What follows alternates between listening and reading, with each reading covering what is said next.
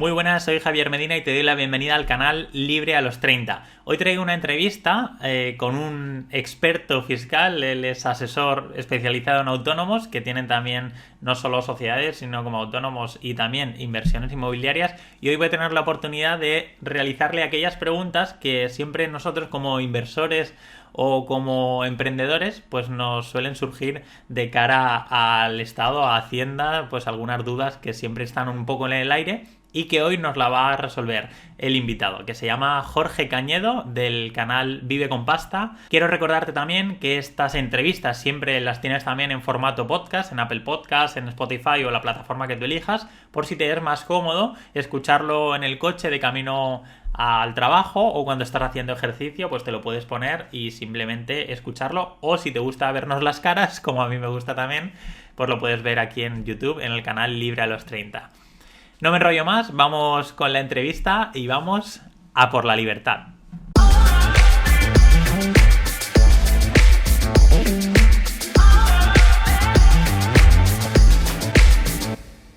Muy buenas, Jorge, bienvenido a Libre a los 30, muchas gracias por estar por aquí.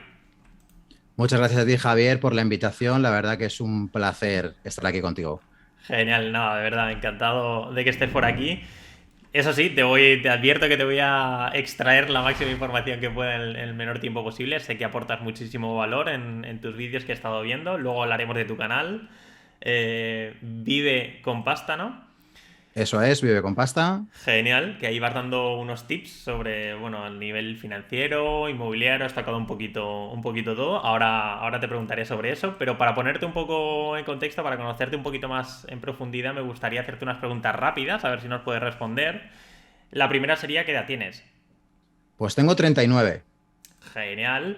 ¿Y tiene algo que ver lo que has estudiado con lo que finalmente estás trabajando actualmente?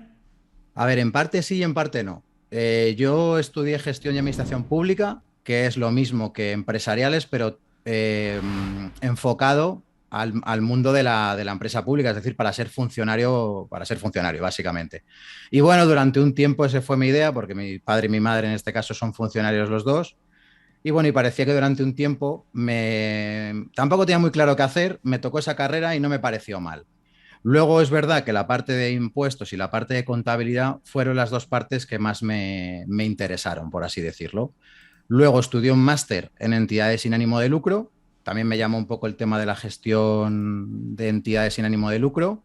Y luego ya finalmente, una vez que monté la asesoría, pues ya terminé estudiando un máster de asesoría fiscal de empresas. Por lo tanto, sí que tiene que ver en parte lo que he estudiado con a lo que me dedico principalmente, ¿no? Que es una asesoría especializada en autónomos. Vale, genial. ¿Y en qué parte de España vives? Yo vivo en Guadalajara. Muy bien. ¿Algún capricho que nos puedas contar, el último que te hayas concedido? Pues mira, me he comprado el micrófono que tenía un micrófono malísimo, de estos de 5 o 6 euros, y al final, bueno, pues me recomendaron este teléfono, o sea, este micrófono Este. para tema podcast y demás y mejor audio, así que me lo compré. Se nota, no, no, no, te lo he dicho al conectarnos, digo, wow, qué audio más bueno, más bueno. Lo van a agradecer los oyentes del podcast sobre todo, que vayan en el coche o lo que sea, lo van a agradecer. Sí, la verdad que un buen audio te invita a escuchar más, porque es verdad que el audio malo molesta mucho, eso es cierto. Completamente, sí, sí, sí, sí. ¿Y vives de alquiler o en propiedad? Yo vivo de alquiler ahora mismo. Muy bien. Y no sé si nos puedes compartir, esta pregunta a veces asusta un poco al invitado, pero es por normalizar que el que nos movemos un poco pues como autónomos o compramos algún inmueble o tenemos algún tipo de actividad económica, es normal, es muy frecuente que Hacienda te mande cartitas Sí. o bien para informar o bien para solicitar una... Bueno, tú lo sabrás bien, no solo tuyas, sino de tus clientes. No sé si nos podrías Sí. contar cuál ha sido la última que has recibido tú. Pues mira, la última es de un cliente que ha entrado ahora hace 4 o 5 días, que precisamente venía por eso, porque en su anterior asesoría se le había pasado presentar el modelo de las retenciones del alquiler precisamente, que él Ostras. tiene un local alquilado y no y se le había olvidado presentarlo. Entonces, bueno, simplemente le requerían que presentara el resumen anual. Realmente no es que no hubiera pagado, sino que simplemente es el resumen anual. Esa es la última carta que he tenido y la anterior fue una inspección bueno, una inspección no, un requerimiento de información sobre una renta de una clienta. Además nos contestaron hace poco que todo correcto, así que sin problema. Genial. Tú, bueno, esto, una persona normal, yo por lo menos, llega una carta de Hacienda y el susto inicial te lo llevas. Tú que estás más acostumbrado a esto, a vivir el día a día, ¿el susto te lo sigues llevando o no? El susto me lo sigo llevando, aunque sepa que he hecho todo perfecto, porque siempre dependes de los ojos de otra persona, ¿no? Porque al final quien te revisa es un funcionario o una funcionaria.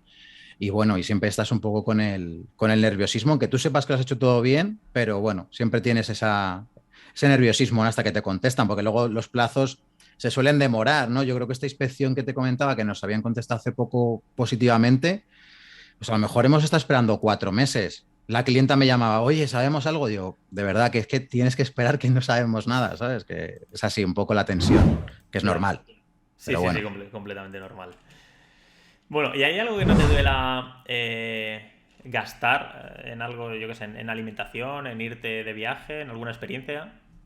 Pues mira, a mí no me suele nunca gastar, o sea, no me suele doler gastar dinero cuando vas a lo mejor de viaje con amigos, no, yo, por ejemplo, con mis amigas de la universidad y sus maridos hacemos siempre un viaje al año, o cuando vas con la familia, pues ese tipo de cosas no me duelen. Y la formación y los libros tampoco me duelen bastante, pero es verdad que gracias a Internet y gracias a los libros electrónicos cada vez son más asequibles tanto las formaciones como los libros, ¿no? Ujú. No es un gasto como antes que tenías que gastarte tus 30 40 euros en un libro con una buena edición. Y bueno, eso es verdad que ahora mismo tenemos esa suerte de que lo tenemos todo mucho más sencillo. Completamente. No sé si nos puedes enumerar las diferentes fuentes de ingresos que tengas a día de hoy. Sí, mira, principalmente tengo la asesoría, que sería que lo hago a través de mi empresa, Ujú. y también los cursos de formación de Vive con Pasta, que también lo hago con la empresa. Luego también doy cursos del paro a desempleados, certificados de profesionalidad, que es el último título que me he sacado para poder ejercer. Y finalmente, pues tengo mi alquiler, que es una casa que tengo alquilada. Ujú. Genial, genial. O sea que también estás metido en el mundillo inmobiliario. Genial. Ahora hablaremos un Eso poquillo de es. ello. Ahora hablaremos más en profundidad, sí. Genial. ¿Y tienes algún patrimonio objetivo con el que quieras, vamos, que quieras alcanzar y con eso invertido a un porcentaje de rentabilidad anual, con eso ya vivir tranquilo, dejar tu empresa o no? ¿O tu intención es, como está todo, vamos, como se hace habitualmente hasta los 65, 67, 70 años, seguir trabajando el día a día y ya a esa edad es cuando ya decides dejarlo todo? A ver, el tema de la libertad financiera Ujú. es un concepto que a mí me encanta. O sea, es decir, la idea de no tener la obligación de trabajar, yo creo que eso es es el objetivo vital que deberíamos perseguir todos y todas, ¿no? Pero yo la verdad que como me gusta tanto lo que hago, me cuesta verme sin trabajar. Ojalá pudiera tener, o sea, es decir, esto no quita que no me gustaría tener ingresos pasivos que cubrieran mi nivel de vida y de hecho me sobrara dinero y trabajar solo por placer, que creo que es creo que al final la gente que obtiene libertad financiera suele terminar o termina trabajando en algo que le gusta. Por lo tanto, creo que no se terminan jubilando, aunque hacen un poco lo que quieren porque no lo necesitan. Y eso creo que no hacer, o sea, no tener necesidad de dinero, creo que es una gran libertad, claro, porque ya lo tienes cubierto por otro lado. Correcto. Y ahí ya decidir, pues, si quieres aflojar el acelerador Eso es. o... Ujú. Me parece fantástico. Vamos allá un poco con las preguntas más en el tema, en tu campo, en el que tú eres experto. No sé si... La típica pregunta de siempre, ¿qué hago? ¿Compro un inmueble como persona física o lo compro como sociedad? ¿Cómo lo recomiendas tú a tus clientes? ¿Cómo es la A mejor ver, forma? si tu objetivo es acumular inmuebles, yo te recomendaría la sociedad, Ujú. por una sencilla razón, porque en el impuesto de sociedades tenemos una bonificación de la cuota íntegra, ¿vale? La cuota íntegra, lo explico porque esto es un poco de lenguaje técnico y es un rollo. Al final, la cuota íntegra es, vamos a suponer que mi empresa ha generado un beneficio de 10.000 euros en el año, entonces tengo que ir a liquidar el impuesto de sociedades, que me van a cobrar un 25%, que son 2.500. Pues sobre esos 2.500 euros que tengo que pagar a la agencia tributaria, me aplican una bonificación del 85%.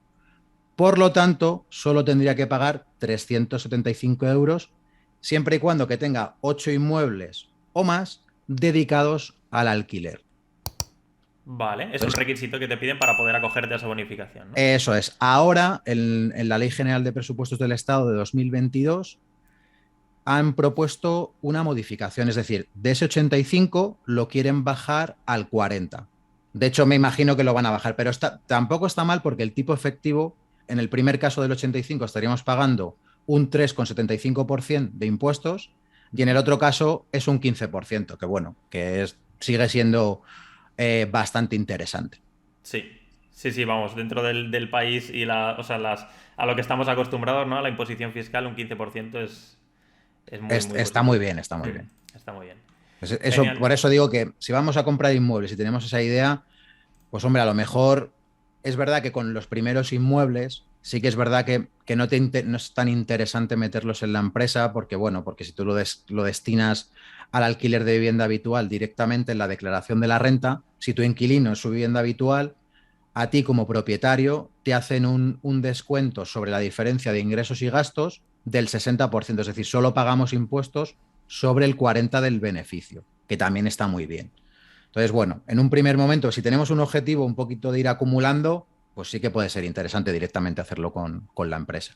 Vale, es decir, o sea que inicialmente sí que nos convendría más como persona física porque tendríamos la Eso es, bonificación en la renta. Sin embargo, cuando eso es. alcanzamos los 8 inmuebles ya nos convendría más hacerlo como sociedad. Siempre, bueno, también habíamos comentado fuera de micro, ¿no? Que también siempre se puede aportar los inmuebles a la sociedad. Lo que pasa que ahí habría que ver, en principio, esto yo no soy experto aquí, pero Sí. por lo que yo sé, estaría sujeto al impuesto de operaciones societarias, Ujú. que si no recuerdo mal es un 1%. Y luego sí que es verdad que a la hora de aportar el inmueble, tendríamos que pagar la plusvalía Claro, claro. por el tiempo que hayamos tenido los inmuebles en propiedad y demás. O sea, no estaríamos sujetos al ITP en este caso, porque no pueden operaciones societarias, es incompatible con el ITP, Ujú. pero sí que es verdad que nos grabarían el tema de la plusvalía. Pero bueno, que a lo mejor en un medio plazo te termina resultando interesante. Correcto, correcto. Ya sería ver cada caso particular.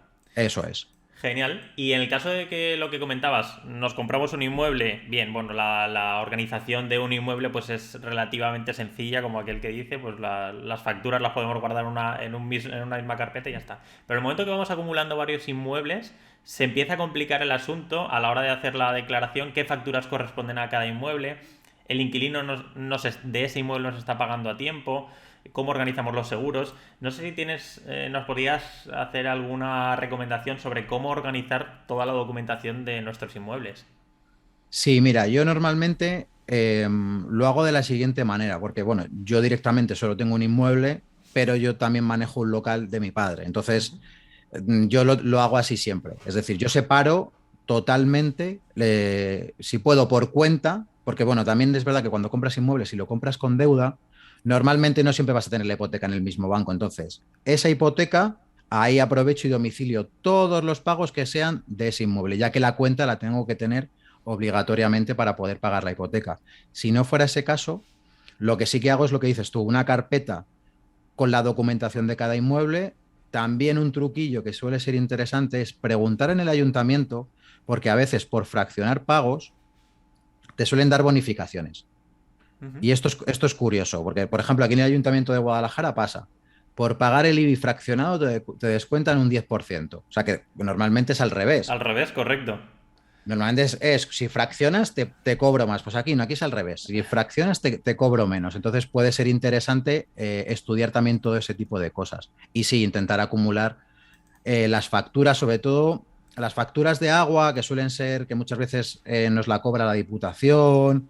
Pues eso, tenerlo siempre claro, tener la firma digital, que es una recomendación que siempre hago, para poder entrar en la correspondiente Diputación y descargar tu factura, tu recibo. Y a la hora de automatizar, Jorge, todos estos procesos para la gestión de las finanzas de nuestros inmuebles, ¿cómo podríamos hacerlo? ¿Cómo nos recomiendas? Vale, mira, yo utilizo una aplicación que también la utilizo para también el tema de autónomo y también para la casa, o sea, es decir, vale para todo, simplemente es adaptar las cosas. Entonces, se llama Registro Contable. Ujú. Es una aplicación que la puedes comprar de por vida por 5,99, o sea que es Es un precio bastante Económico. asequible. Ujú. Y luego lo que te permite es ir haciendo como si tú, por ejemplo, tienes todos los pagos en una única cuenta bancaria, pues tú podrías hacer como, entre comillas, subcuentas imaginarias que pertenecieran a cada inmueble e ir anotando los pagos de cada correspondiente inmueble en esa cuenta y tú a la hora de revisarlos simplemente tienes que ir, mirar. Ah, otra cosa que también es interesante. Puedes adjuntar un documento, una Vale. foto. Entonces tú ya incluso dentro de la propia aplicación pinchas y dices, vale, este movimiento de hace 4 meses no recuerdo lo que era. A ver, pincho y dices, ah, efectivamente es el recibo del agua que lo tengo aquí guardadito con la carpeta. Y puede ser un sistema bastante interesante. Llevarlo en subcuentas y si no, si lo tienes en distintas cuentas del banco también puedes hacer eso, porque muchas veces yo lo he visto que normalmente los propietarios que no están muy acostumbrados suelen confundir la cuota que pagan de hipoteca como gasto total. Si es verdad, es un dinero que sale el 100% de tu cuenta, pero deducible solo son los intereses.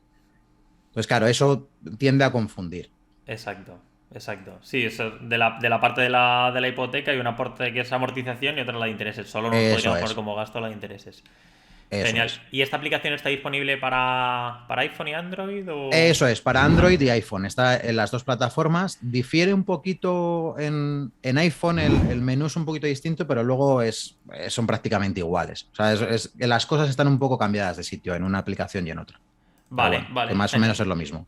Oye, pues buena aportación. Dejaremos ahora el nombre de la aplicación en los comentarios para que le podamos echar un ojo todos. Bueno, y ahora que estamos en época de renta, tú lo sabrás bien, ¿no? Tendrás ahora bastante faena.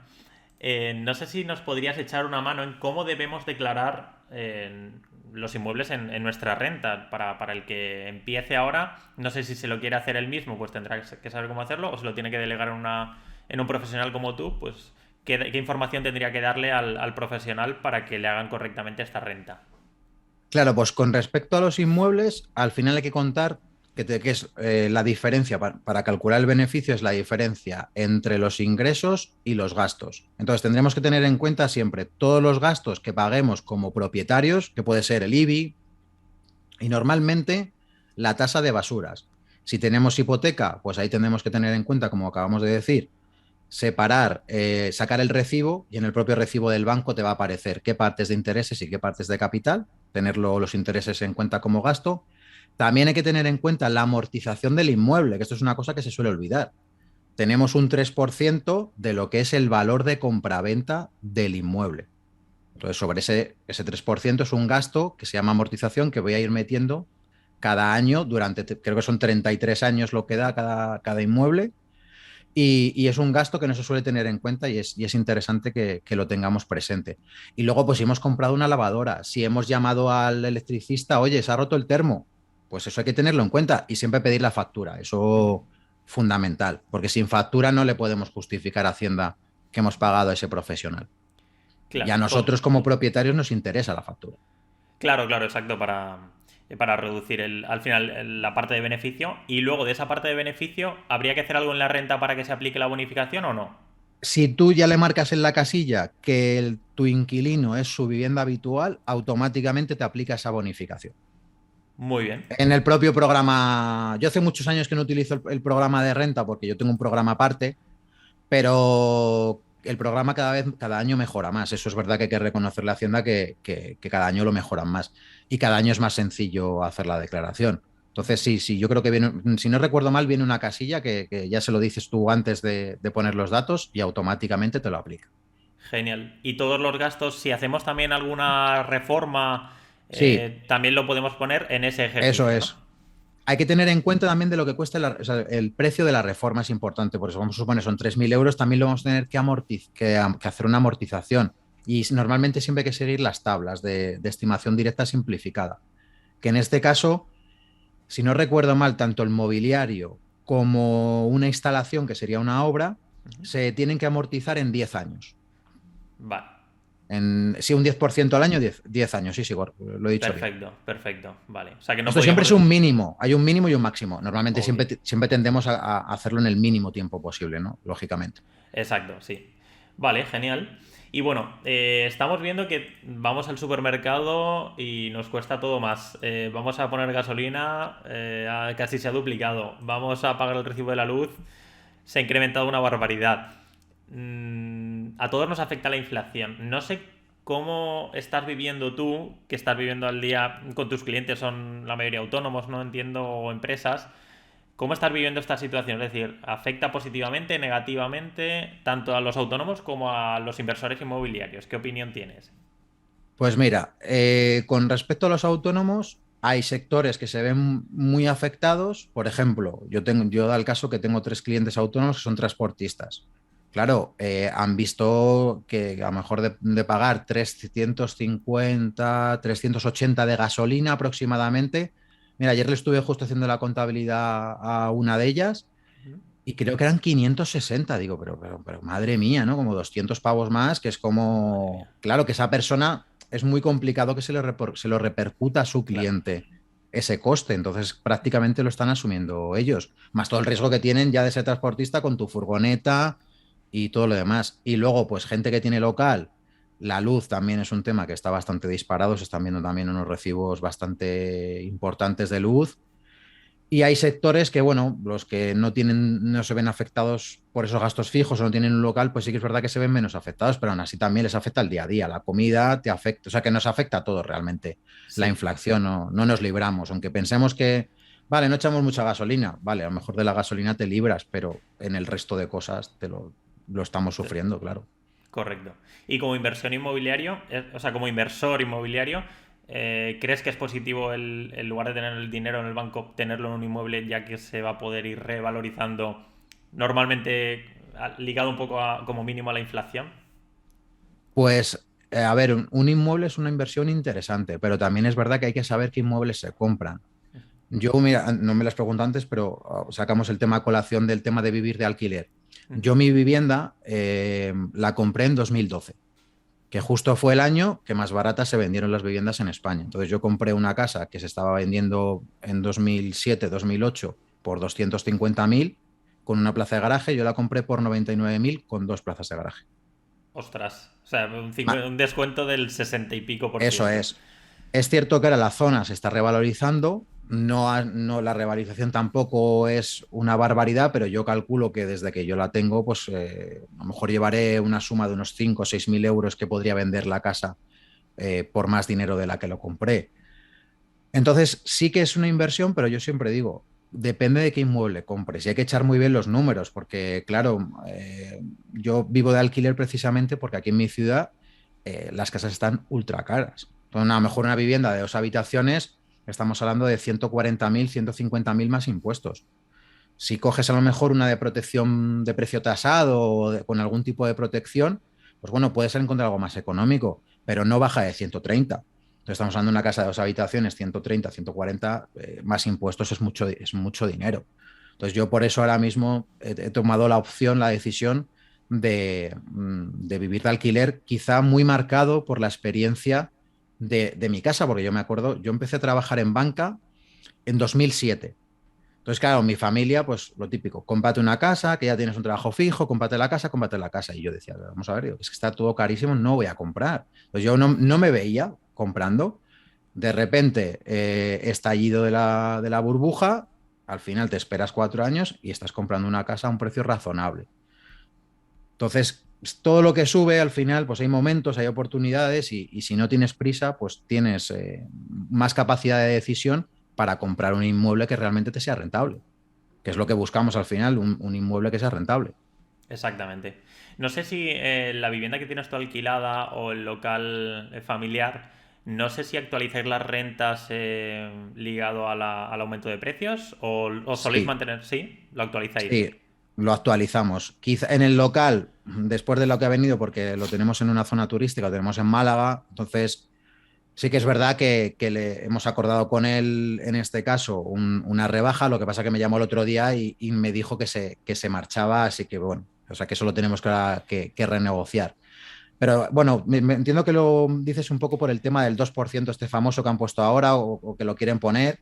Correcto, por la limitación, es decir, ahora podríamos haberlo actualizado en febrero o marzo al casi el 10% es decir, si lo tenemos alquilados por 1.000 euros, serían 100 euros más al mes, que son mil Eso es. doscientos euros más al año, que es una rentabilidad bastante, o sea, se incrementa considerablemente. Ahora nos han limitado al 2%, no sé qué opinas tú. Pues entiendo que es una vergüenza, sinceramente.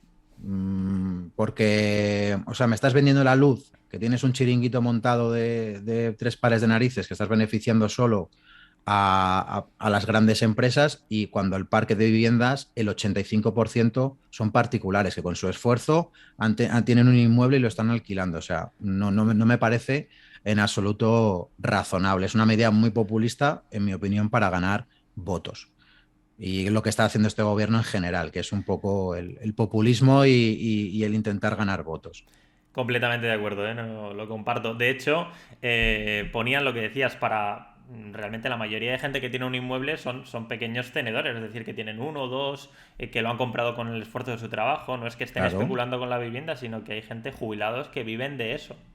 De Y si hecho, les mira, le ha... puede pasar un caso, un autónomo que cobre una pensión de 600 euros, que con su esfuerzo ha conseguido tener dos inmuebles que le completan su pensión porque es muy bajita, porque él habrá cotizado, ha decidido cotizar por esa parte, que yo ahí me parece bien, pero él con su esfuerzo ha decidido comprar sus dos inmuebles para que le den una renta. Esa persona tiene derecho a que se le revalorice sus inmuebles, igual que se revaloriza una pensión.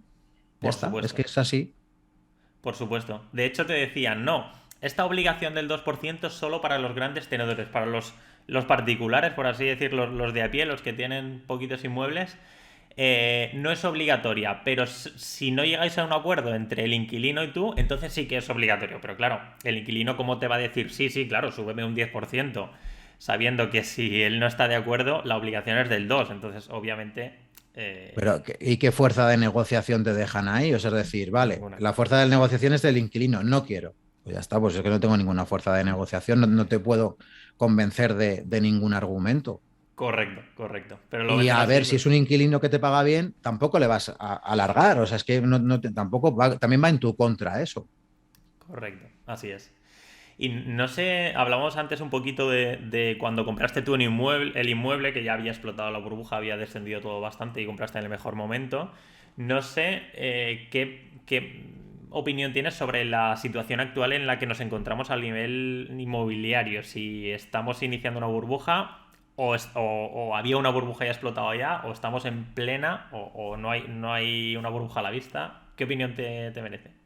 Pues la verdad que no lo tengo muy claro porque ahora tenemos varios factores. Es decir, tenemos un factor de gente que tiene dinero y quizá por miedo a la bolsa, por miedo a otro tipo de inversiones que no tienen por qué ser que tener más riesgo que una de una vivienda, pero bueno, parece que como el inversor español somos muy de ladrillo, ¿no? Sí. Entonces puede haber que haya un repunte de inversiones y eso mantenga los precios, pero yo creo que a medio plazo no sé yo si esto será muy sostenible, porque yo ahora mismo vivo en una zona relativamente nueva. Esta casa, creo, si no me falla la memoria, donde vivo ahora mismo de alquiler, es de 2008, de 2009. Y estaba como muy retirada, pero es que ahora en todas las parcelas que había vacías de aquí alrededor, cuento una, dos, tres, más unos chales cuatro, otros chales cinco, hay como siete promociones activas, Ostras. haciendo como cuatro edificios. Ayer justo pasé y están haciendo otro agujero para otra parcela nueva y está todo vendido porque ya no se pone un ladrillo como antaño, o sea, ya no se Ujú. pone el ladrillo sin vender. Ahora tienes vendido un 70%. Entonces, claro, por eso a mí me generan dudas de si va a pinchar como pinchó en 2008. Porque ahora es verdad que los constructores y los promotores se cubren mucho más las espaldas, igual que el banco, ¿eh? O sea, eso ya está, lo tienen muy claro también. Sí, sí que es verdad que estamos viendo ahora que la promotora que quizá hace medio año terminó de vender todo y con el incremento de precios en los materiales de construcción, estamos viendo que ellos tenían unos costes estimados y quizá ahora todos esos materiales les están costando bastante más y probablemente el construir esa misma obra que tenían prevista a unos precios de hace 6 meses, al día de hoy se ha incrementado todo eso más. No sé cómo terminará también, porque entiendo que si ya han vendido una propiedad a un propietario, no le pueden decir, oye, que al final nuestros costes se han incrementado un 15% y te incrementamos el precio final un 15%. No creo que eso se pueda hacer, ¿no? No, No no, lo sé. yo creo que tampoco, porque al final si eso es un contrato ya